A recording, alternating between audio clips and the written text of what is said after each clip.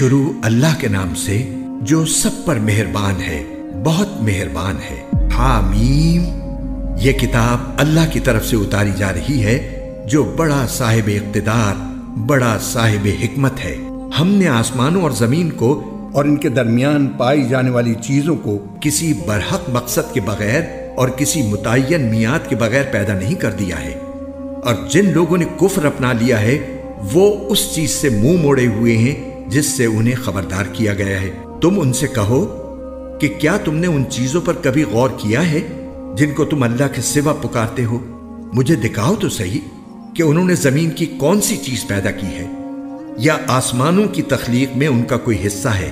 میرے پاس کوئی ایسی کتاب لاؤ جو اس قرآن سے پہلے کی ہو، یا پھر کوئی روایت جس کی بنیاد علم پر ہو، اگر تم واقعی سچے ہو۔ اس شخص سے بڑا گمراہ کون ہوگا جو اللہ کو چھوڑ کر ان من گھڑت دیوتاؤں کو پکارے جو قیامت تک اس کی پکار کا جواب نہیں دے سکتے، اور جن کو ان کی پکار کی خبر تک نہیں ہے۔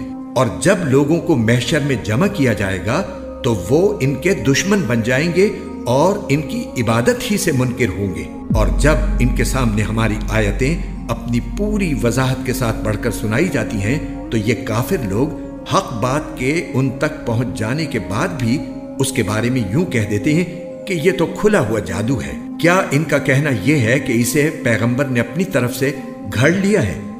کہہ دو کہ اگر میں نے اسے اپنی طرف سے گھڑ لیا ہے تو تم مجھے اللہ کی پکڑ سے ذرا بھی نہیں بچا سکو گے۔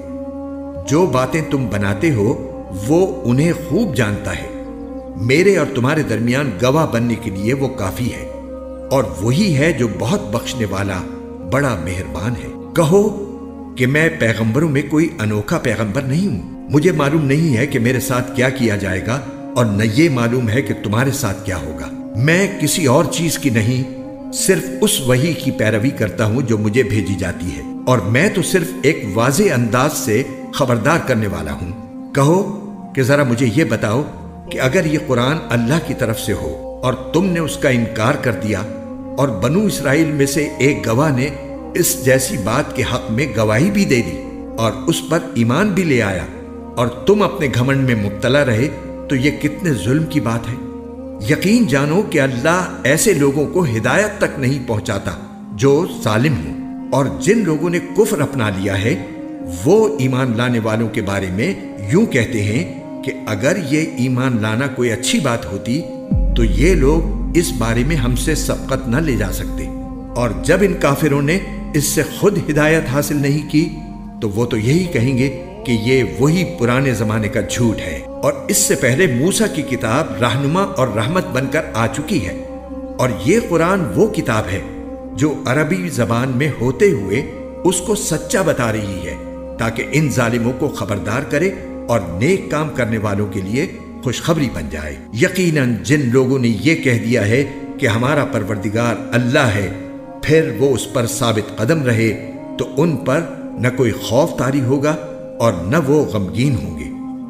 وہ جنت والے لوگ ہیں جو ہمیشہ اس میں رہیں گے، یہ ان اعمال کا بدلہ ہوگا جو وہ کیا کرتے تھے۔ اور ہم نے انسان کو اپنے والدین سے اچھا برتاؤ کرنے کا حکم دیا ہے۔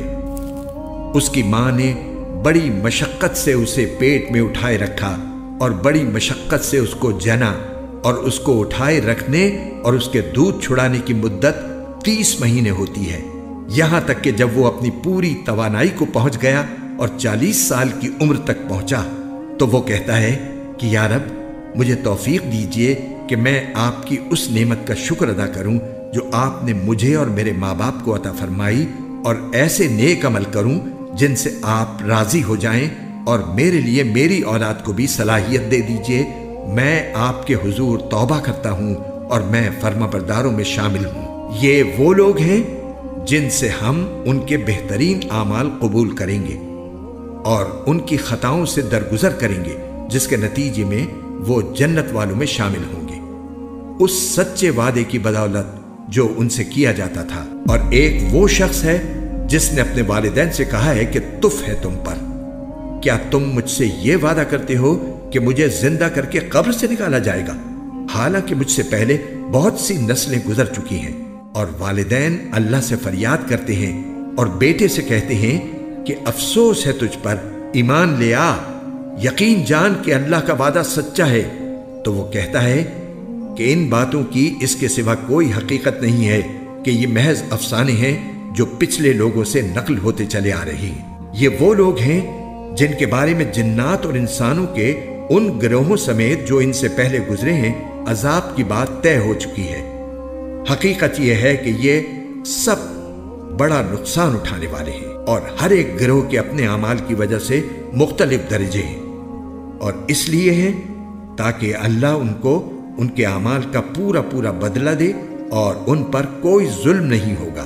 اور اس دن کو یاد رکھو جب ان کافروں کو آگ کے سامنے پیش کیا جائے گا اور کہا جائے گا کہ تم نے اپنے حصے کی اچھی چیزیں اپنی دنیاوی زندگی میں ختم کر ڈالی اور ان سے خوب مزہ لے لیا، لہٰذا آج تمہیں بدلے میں ذلت کی سزا ملے گی، کیونکہ تم زمین میں ناحق تکبر کیا کرتے تھے، اور کیونکہ تم نافرمانی کے عادی تھے۔ اور قوم عاد کے بھائی حضرت ہود علیہ السلام کا تذکرہ کرو، جب انہوں نے اپنی قوم کو خمدار ٹیلوں کی سرزمین میں خبردار کیا تھا، اور ایسے خبردار کرنے والے ان سے پہلے بھی گزر چکے ہیں اور ان کے بعد بھی، کہ اللہ کے سوا کسی کی عبادت نہ کرو، مجھے تم پر ایک زبردست دن کے عذاب کا اندیشہ ہے۔ انہوں نے کہا کیا تم ہمارے پاس اس لیے آئے ہو کہ ہمارے خداؤں سے ہمیں برگشتہ کرو؟ اچھا اگر تم سچے ہو تو لے آؤ ہم پر وہ عذاب جس کی دھمکی دے رہے ہو۔ انہوں نے فرمایا ٹھیک ٹھیک علم تو اللہ کے پاس ہے کہ وہ عذاب کب آئے گا۔ مجھے جو پیغام دے کر بھیجا گیا ہے میں تو تمہیں وہی پیغام پہنچا رہا ہوں، البتہ میں یہ ضرور دیکھ رہا ہوں کہ تم ایسے لوگ ہو جو نادانی کی باتیں کر رہے ہو۔ پھر ہوا یہ کہ جب انہوں نے اس عذاب کو ایک بادل کی شکل میں آتا دیکھا جو ان کی وادیوں کا رخ کر رہا تھا، تو انہوں نے کہا کہ یہ بادل ہے جو ہم پر بارش برسائے گا۔ نہیں، بلکہ یہ وہ چیز ہے جس کی تم نے جلدی مچائی تھی، ایک آندھی جس میں دردناک عذاب ہے، جو اپنے پروردگار کے حکم سے ہر چیز کو تہس نہس کر ڈالے گی۔ غرض ان کی حالت یہ ہو گئی کہ ان کے گھروں کے سوا کچھ نظر نہیں آتا تھا۔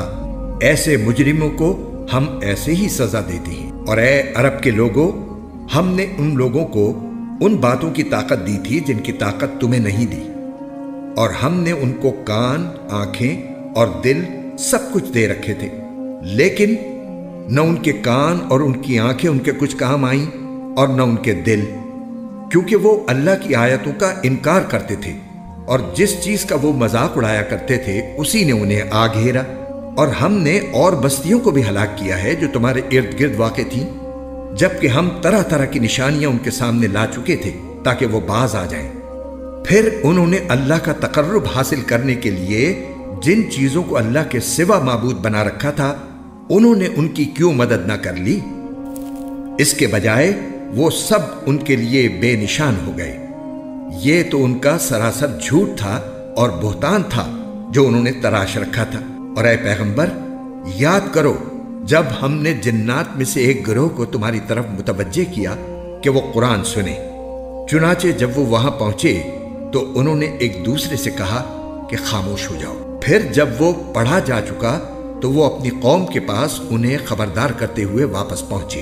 انہوں نے کہا اے ہماری قوم کے لوگوں، یقین جانو ہم نے ایک ایسی کتاب سنی ہے جو موسیٰ علیہ السلام کے بعد نازل کی گئی ہے، اپنے سے پہلی کتابوں کی تصدیق کرتی ہے، حق بات اور سیدھے راستے کی طرف رہنمائی کرتی ہے۔ اے ہماری قوم کے لوگوں، اللہ کے دائی کی بات مان لو اور اس پر ایمان لے آؤ، اللہ تمہارے گناہوں کو معاف کر دے گا اور تمہیں ایک دردناک عذاب سے پناہ دے دے گا۔ اور جو کوئی اللہ کے دائی کی بات نہ مانے تو وہ ساری زمین میں کہیں بھی جا کر اللہ کو عاجز نہیں کر سکتا، اور اللہ کے سوا اس کو کسی قسم کے رکھوالے بھی نہیں ملیں گے۔ ایسے لوگ کھلی گمراہی میں مبتلا ہے۔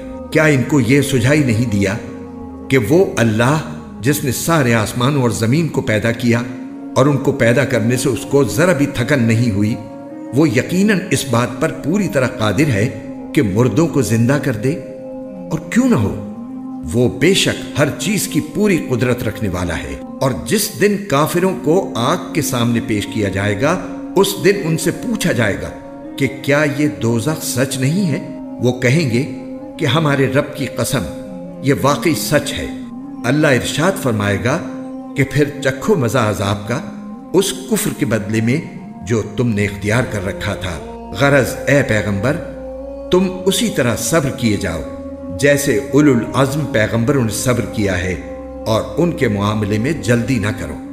جس دن یہ لوگ وہ چیز دیکھ لیں گے جس سے انہیں ڈرایا جا رہا ہے، اس دن انہیں یوں محسوس ہوگا جیسے وہ دنیا میں دن کی ایک گھڑی سے زیادہ نہیں رہے۔ یہ ہے وہ پیغام جو پہنچا دیا گیا ہے۔ اب برباد تو وہی لوگ ہوں گے جو نافرمان ہیں۔